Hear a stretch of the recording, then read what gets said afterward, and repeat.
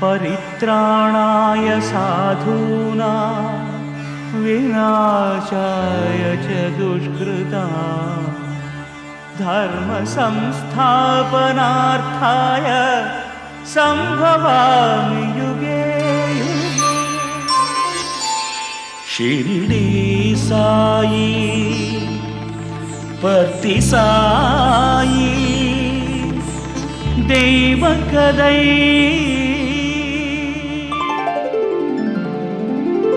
சிவனே சத்குருவாய் ஷிரடியிலே உள்ள கதை பகவான் பூமியிலே பக்தருக்கு அருள் தரும் உண்மை கதை சத்குருவே புட்டபர்த்தியில் ஈஸ்வரம்மா மகனாக சத்குருவே புட்டபர்த்தியில் ஈஸ்வரம்மா மகனாக சத்திய ஜோதியாய் உலகத்தையே அன்பால் வெல்ற அமுத கதை சத்திய ஜோதியாய் உலகத்தையே அன்பால் வெல்ற அமுத கதை அவர் கதையே ஷிரடி சாயி பர்த்தி சாயி தெய்வ கதை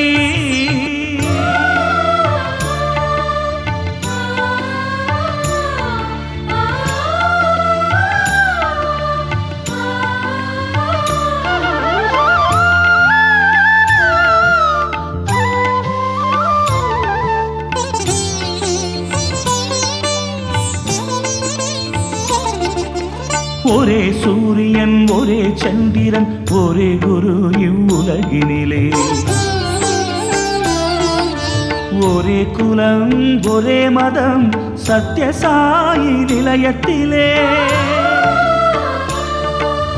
ஒரே சூரியன் ஒரே சந்திரன் ஒரே குரு இவ்வுலகினிலே ஒரே குலம் ஒரே மதம் சத்யசாயி நிலையத்திலே முதியவர் இளையவர் உடல்நலம் இழந்தவர் சுவாமியின் அன்புக்கு உரியவரே முதியவர் இளையவர் உடல்நலம் இழந்தவர் சுவாமியின் அன்புக்கு உரியவரே தேசத்தை ஆளும் தலைவரும் கூட சுவாமியின் முன்னே மாணவரே தேசத்தை ஆளும் தலைவரும் கூட சுவாமியின் முன்னே மாணவரே யார் திருவடியை தேடிய உலகம் நாடியே வருகின்றதோ அவர் கதையே ஷிரடி சாயி பர்த்தி சாயி தெய்வ கதை.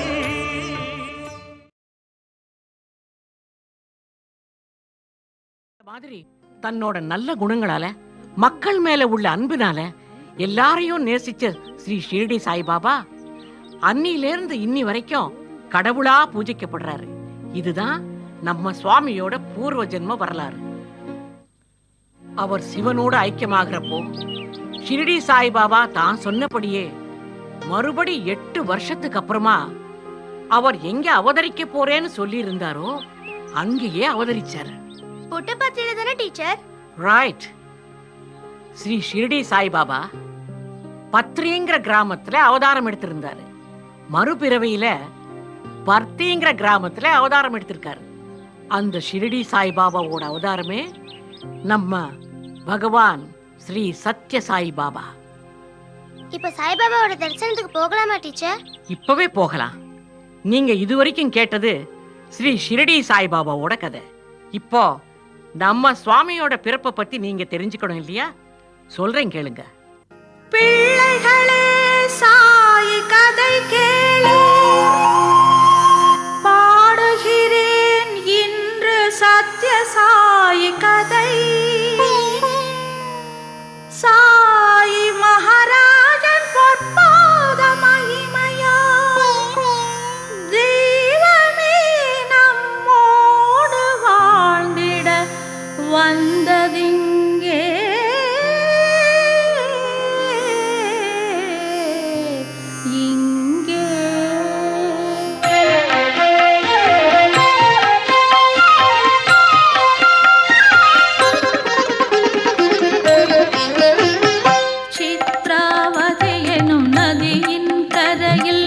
புட்டபர்த்தி எனும் ஒரு கிராமத்திலே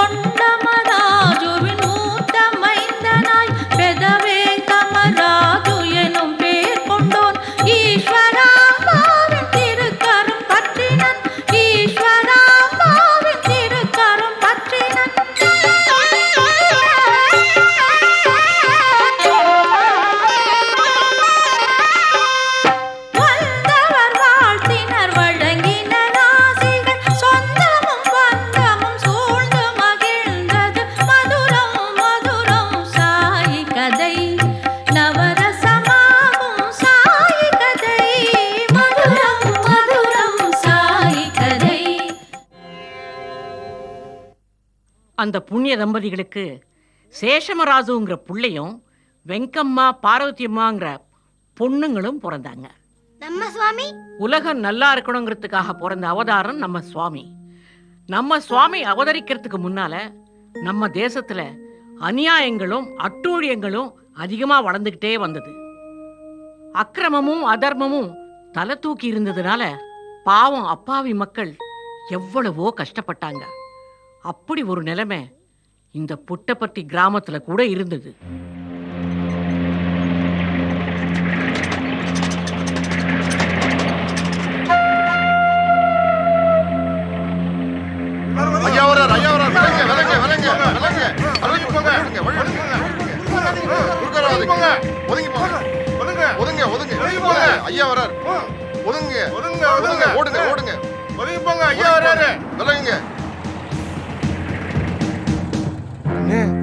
கிஸ்தி வசூல் பண்றதுக்காக மணியக்காரரும் கணக்குப்பிள்ளை ஐயாவும் வந்துட்டாங்க.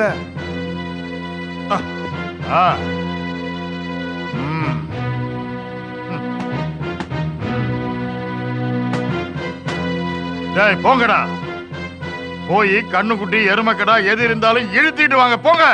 கர்ணம் நீங்களும் தான்.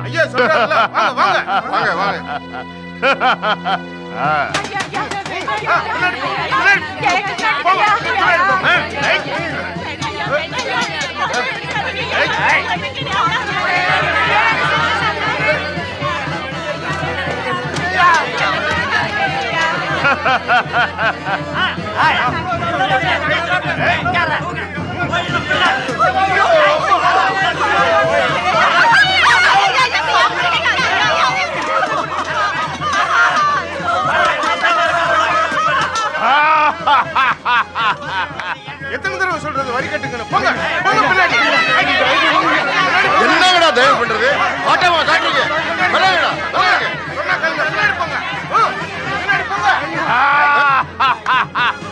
ஏய், இழுத்துட்டு வாங்கடா. ஆடுங்கள இழுத்துட்டு வாங்க. ஏய், விளையாடுங்க. விளையாடுடா. ஏய், அந்த மாடுகளை ஜப்தி பண்ணுங்க. ஆடுங்கள இழுத்துட்டு வாடா. ஏய், தள்ளுடா. படகு போங்க. தள்ளுங்க. ஏய், அந்த கோழிகளை சேவலை ஜப்தி பண்ணி வண்டியில போடுங்க. ஏய், எடுத்து வண்டியில போடுங்கடா. ஏய், தள்ளுங்கடா. தள்ளுடா. ஏய்,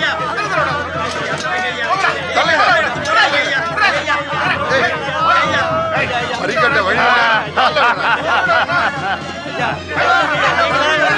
வண்டியில போடியா. ஓடியா வண்டியில. ஏய், ஏய், ஓடுதுல. ஐயா ஐயா.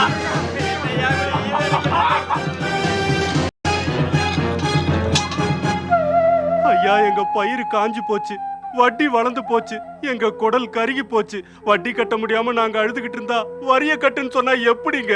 பட்டினி கிடந்து வரிய கட்டுங்க. உங்களுக்கு அதுதான் சரியான தண்டனை. எங்க கட்டுறது சாமி பணத்தை? வட்டிக்கு கடை வாங்கி உடம்ப ஓடா உழைச்சி வயலை உழுது விதை விதைச்சு வாரத்தை பாக்குற பொழப்பா போச்சு எங்க பொழப்பு சாமி. அதுக்கு எங்களை என்ன செய்ய சொல்ற? நிலத்து மேல தூரல் விழுந்தா தானே? அந்த ஆகாசமே இந்த விவசாயிகளை கண்டுக்கல. நாங்க என்னதான் செய்யறது சாமி? மழை இல்லாம போனாலும் வெள்ளம் வந்தாலும் அது நமக்கு அனாவசியம். சட்டப்படி நீங்க கட்ட வேண்டிய கிஸ்தியை கட்டித்தான் தீரணியா. உங்க புலம்புல கேட்கிற பொறுமை எங்களுக்கு இல்ல. வண்டி எடுங்க, போலாம். தள்ளிப்போய் தள்ளிப்போ. போ, அந்த பக்கம் போயா. வண்டி அடி.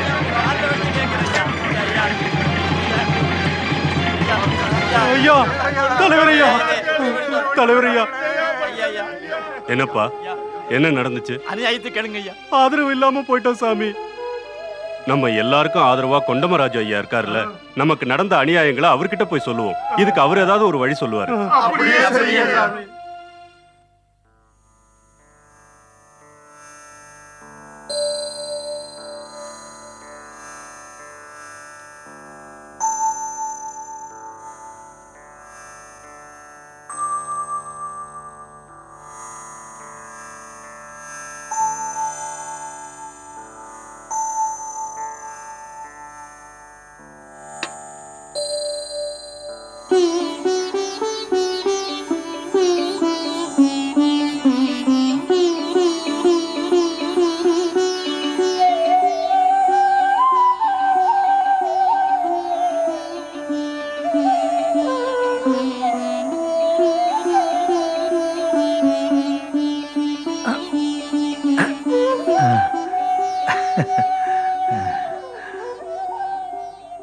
ஐயா, கொண்டமராஜ் ஐயா, கொண்டமராஜ் ஐயா.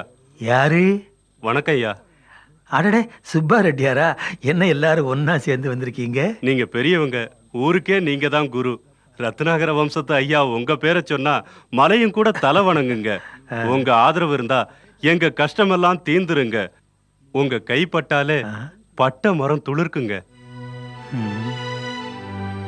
உங்களுடைய பத்தி சீமையில கல்நெஞ்சக்கார அதிகாரிகளுடைய அட்டூழியம் பெருகி போச்சுங்க. அராஜகம் நடக்குதுங்க, அநியாயம் மிரட்டுதுங்க, அதர்மம் தலையெடுத்து ஆடுதுங்க. ஆத்திரப்படாதீங்க, நடந்ததை மட்டும் சொல்லுங்க. கஞ்சி காய்ச்சற சட்டியில இருந்து விரிச்சு படுக்கிற பாய் வரைக்கும் எடுத்துட்டு போயிட்டாங்க.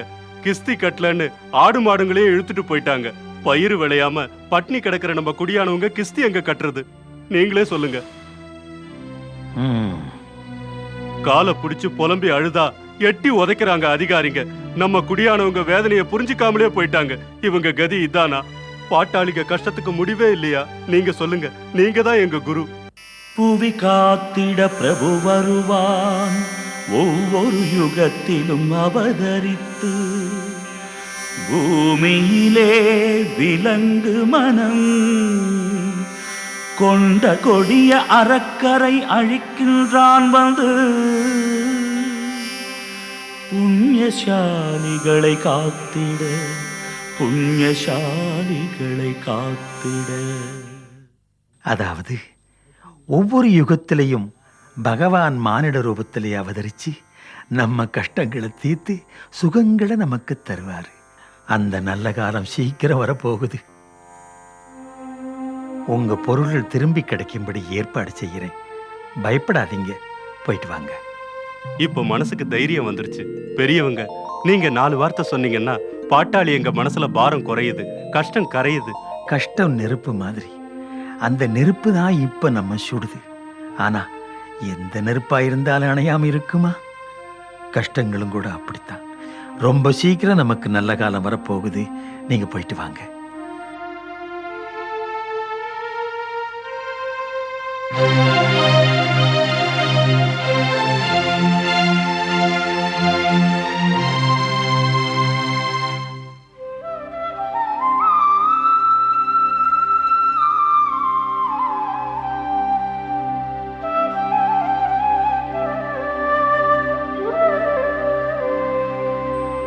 நமஸ்காரம் சுவாமி. வா கொண்டமா, வா உட்காரு. இதுதான் தெய்வ சங்கல்பம். இந்த வெங்க அவதூதன் உனக்காகவே இப்ப இங்க வரும்படி ஆயிருக்கு. ரொம்ப வருஷத்துக்கு அப்புறம் உங்க தரிசன பாக்கியம் கிடைச்சது இன்னும் அதிர்ஷ்டம் சுவாமி. வெங்க அவதூதனுக்கு இந்த உலகம் பூரா சொந்த வீடு. எல்லாரும் உறவுங்க. இந்த கால் ஒரு இடத்துல நிற்காது. காத்து போல ஜீவன். ஒரு நிமிஷம் இங்கே, ஒரு நிமிஷம் அங்கே. சுவாமி, கொஞ்ச நாளாகவே மனசுக்குள்ள ஏதோ வேதனை. நித்தியம் உங்க நினைவுதான். கலியுகம் கஷ்ட யுகமா மாறி போயிடுச்சு. மனுஷங்க மனசு மட்டமா போயிடுச்சு. எங்க போனாலும் அதர்மம், அராஜகம், அநியாயம், அவஸ்தை. என்ன இது சுவாமி? எனக்கு புரியுது உன் வேதனை. மன்னிக்கணும் சுவாமி, பார்க்க வந்த விஷயத்தை மறந்து போய் எதையோ பேசிக்கிட்டே போறேன். ஆச்சாரம் தவறாம உங்களுக்கு நானே சுத்தமா சமைச்சு கொண்டு வந்திருக்கேன், சாப்பிடுங்க. சந்தோஷம். ராம ராம ராம ராம. ரத்னாகர வம்சம் உனக்கு மட்டும் இல்ல கொண்டமா, நானும் உன் வம்சம்தான். சாதுக்களுக்கு சேவை செய்யறது நம்ம வம்சத்திலேயே இருக்கு. குரு பக்திக்கு மிஞ்சின பக்தி எந்த பக்தியும் இல்லை கொண்டமா. ராம ராமா ராம ராமா ராம ராமா ராம ராம ராம ராம ராமா. அன்னம் பரபிரம்மஸ்வரூபம். ராம ராம ராம.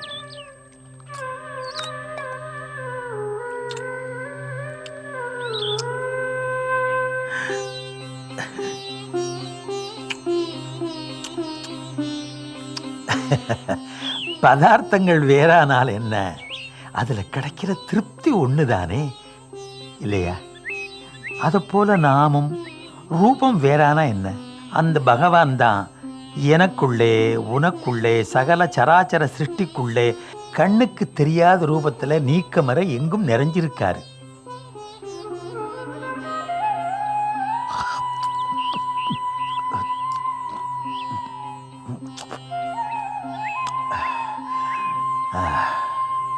ராம ராமா, பகவான் தான் இருக்கிறத மனுஷனுக்கு பல விதத்துல நினைவுபடுத்திக்கிட்டே இருப்பாரு. ஆனா மனுஷன் பார்க்கறத மட்டும் நினைவுல வச்சுக்கிறான்.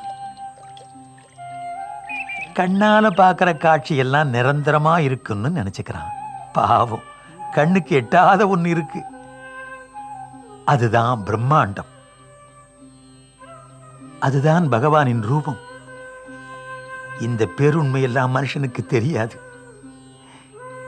உள்ளிருக்கும் அவனை உணர்ந்து கொள்ள வேண்டுமானால் மனக்கண்ணை திறக்க வேண்டும். அந்த மனக்கண்ணை பத்தி சொல்லுங்க. நீரில் இருக்கும் தூய்மை, நெருப்பில் இருக்கும் உஷ்ணம், பழங்களின் இனிப்பு, உணவில் உள்ள சுவை, காற்றில் உள்ள சலனம், பூமிக்குள்ள பொறுமை, சூன்யத்தில் இருக்கும் அந்த பிரம்மாண்டத்தை மனுஷன் ஐம்புலன்கள் மூலமா உணர்வு பூர்வமா அனுபவிச்சிட்டு இருந்தாலும் அதன் பின்னால் உள்ள உண்மையை தத்துவத்தை புரிந்து கொள்ளவே இல்லை.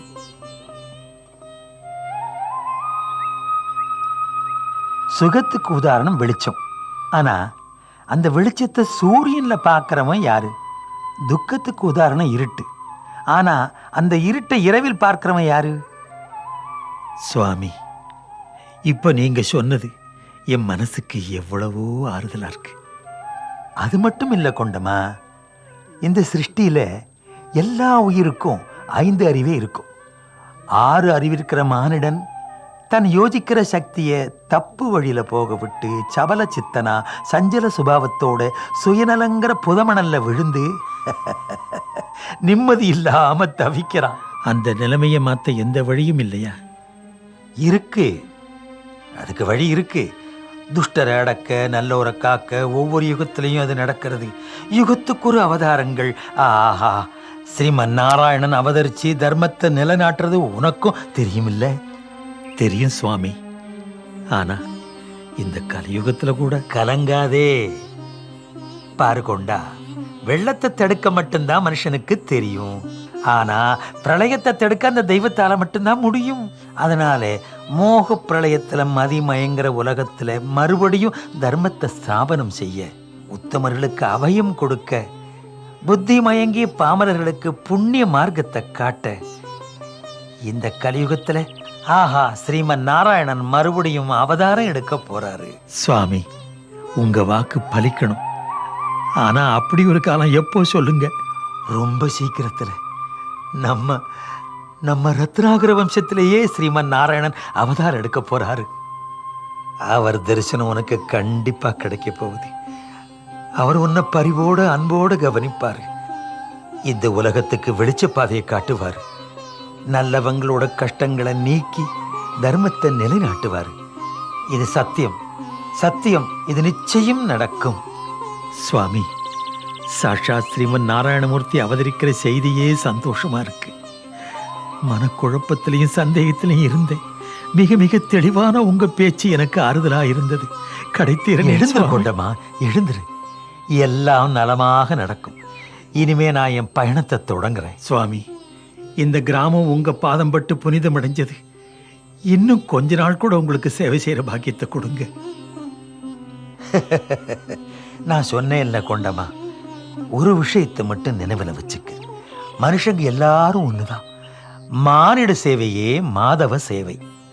அன்பு நிறைஞ்ச மனசோட நான் நீ என்கிற பேதம் இல்லாம எல்லாருக்கும் சேவை செய்யறதுல திருப்தி அடையணும் கொண்டமராஜு.